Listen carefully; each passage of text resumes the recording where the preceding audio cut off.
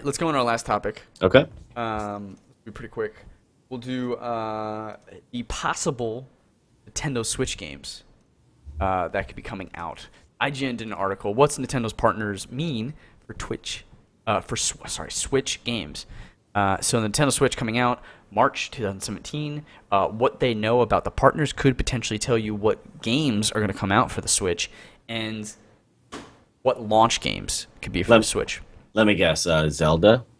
Right, first party are a given. Yeah. But what do their third party tell us, right? Ooh, so they start with Activision, right? What's possible for a Switch? And what this article did for me was what I'm hoping it does for you and some other people. Is just get you excited, get you pumped, right? Because if you look at, like, let's just start out, right? And we'll go bit by bit. We'll do this fairly quickly. Activision. Okay. Right, so what's possible for Activision being partnered with the Nintendo Switch? Well, they could do Call of Duty Infinite Warfare. It was released for the Xbox One, the PS4, and the PC, so it's possible it could port into a port could be in the works. Likewise, Skylanders Imagination was released just last month for current and last-gen consoles, so it could potentially be headed to the Switch.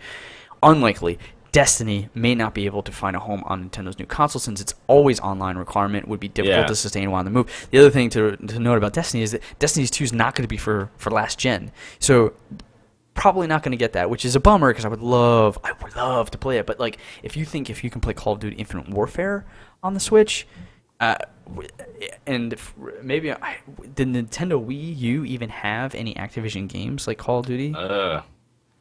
Maybe. I mean, that'd be difficult though.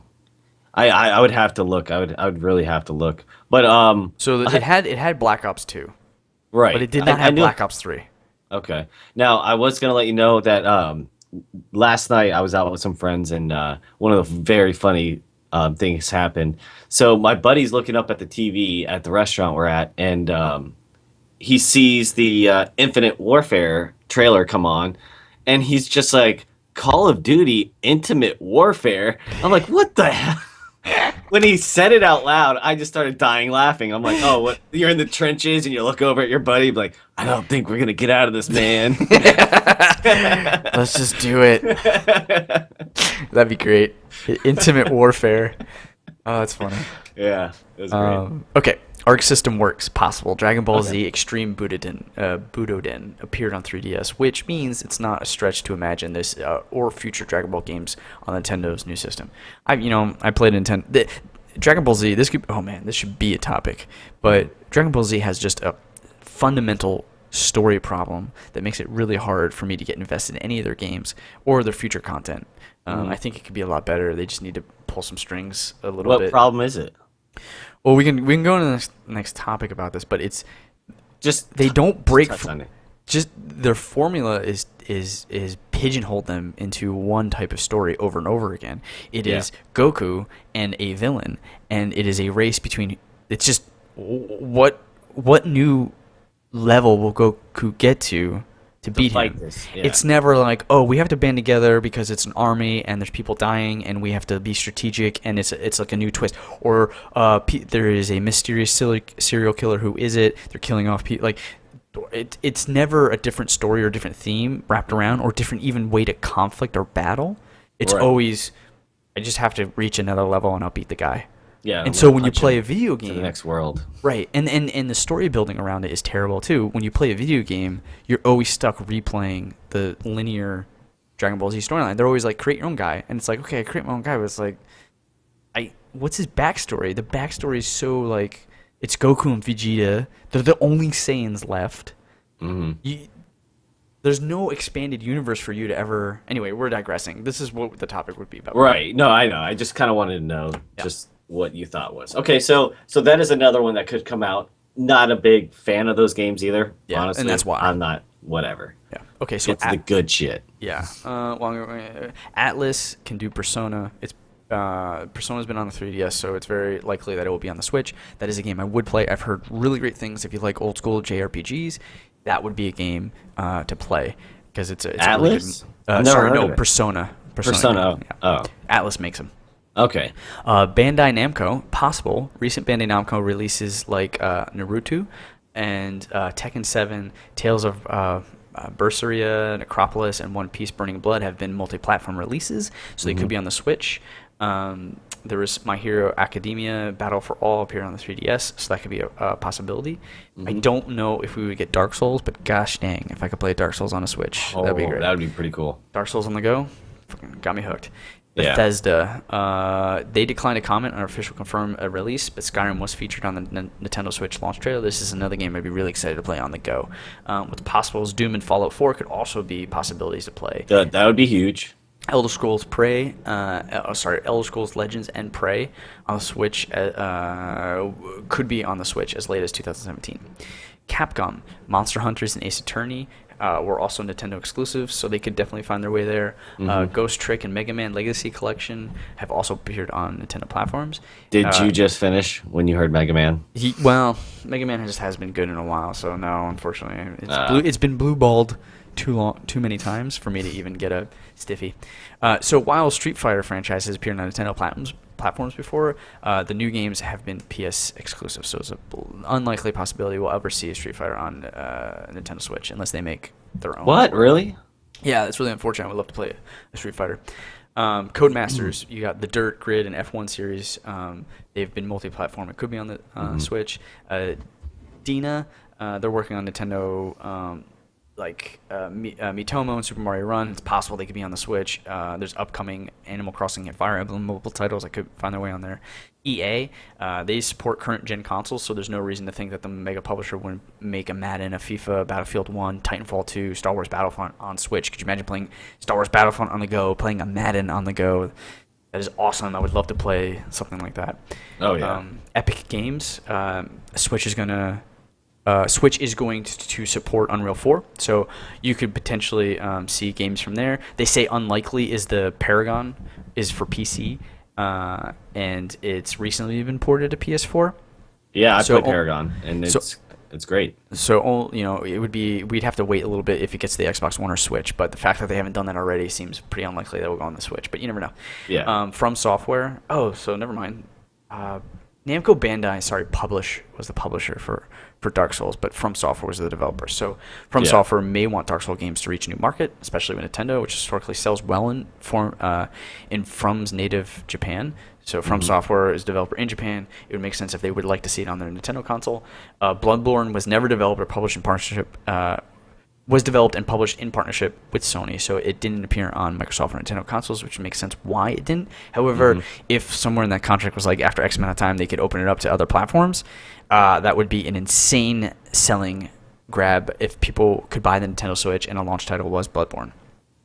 Yeah, I mean, it was a great game, but honestly, Dark Souls, all those were better, honestly. Oh, yeah. Well, I've heard people say... Yeah, people say it the other way, but I don't know. The concept was kind of cool, but I just didn't like... You're a Souls guy, not a Bloodborne guy. Yeah, definitely. Yeah. Let's see. Frostbite, that is, the Trine 3, and there's some other games. It's basically the Trine games, but they're on PC consoles. They could port to Switch. Game Trust, Insomniac's game Song of the Deep seems like a natural fit for the Switch, and is published by GameStop's new publishing initiative called Game Trust, which I do not support.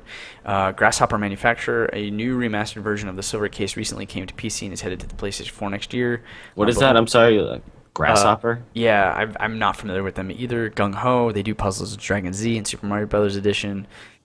It could be a dual pack on it was a dual pack on 3DS, so it could be going to the... It's likely that they'll go to Switch port. Is Rockstar Games on there? I think we're getting to that, yeah. Okay. Anity creates... So Mighty Number 9's multi-platform Azure Striker and Gunvolt... Azure Striker Gunvolt 2 was released on the 3DS, so it's very likely they'll go to the Switch.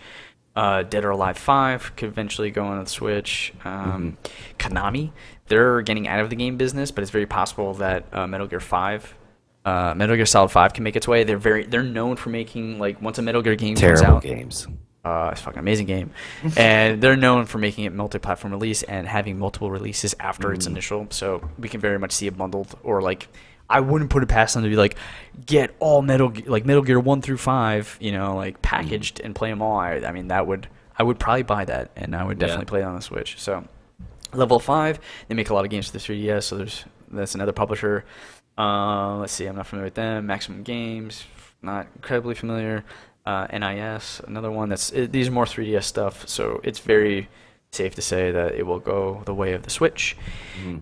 Platinum Games, more it's like second party. They do Bayonetta 2, Star Fox Zero, Star Fox Guard, Wonderful 101, Teenage Mutant Ninja Turtles, Transformers, Korra. All these games probably going to go to the Switch. Rebellion makes Sniper Elite 4. They'll probably find their way onto the Switch. Sega has confirmed that they're going to make games for the Switch, so we'll probably see the new Sonic games, which have been getting better. They've been notoriously bad for quite some time. Well, think about that though. Isn't it so crazy that Sega and Nintendo used to be like huge rivals, and now they're making products for them? A lot of people predict that if the Switch does not do well, Nintendo will be in the same boat as Sega, making games for other platforms. It'd be so weird to play an Xbox One Super Mario game. That would be insanely weird. Yeah, but that makes sense. That's I mean, where they would go. It happens. Yeah. Let's see. And then eventually it happened to Xbox, and then we'll just start playing Xbox games on PlayStation. Well, Xbox has very few first parties, so I suppose you could play Halo, but yeah.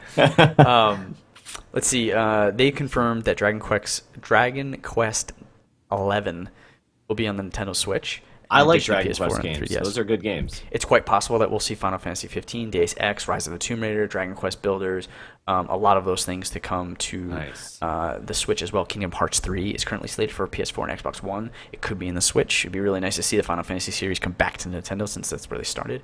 Payday 2 is multi-platform, could find its way. Take-Two Interactive, they declined to comment and to confirm if NBA 2K17 would release for the Nintendo Switch, but it did appear on the Nintendo Switch trailer. Take-Two and 2K games like Bioshock, Grand Theft Auto 5, Mafia 3, and Battleborn came out on multi-platforms, so it could find its way to Nintendo Switch. Well, I'm going to say about 2K stuff, they should definitely do it because Madden is going to be out there. Mm-hmm. All those are going to be out there, so if you want to compete with them, you better get your ass on that platform. Yeah, absolutely. Oh, my little son is walking up to me saying, "Hey, dude, we're almost done, buddy."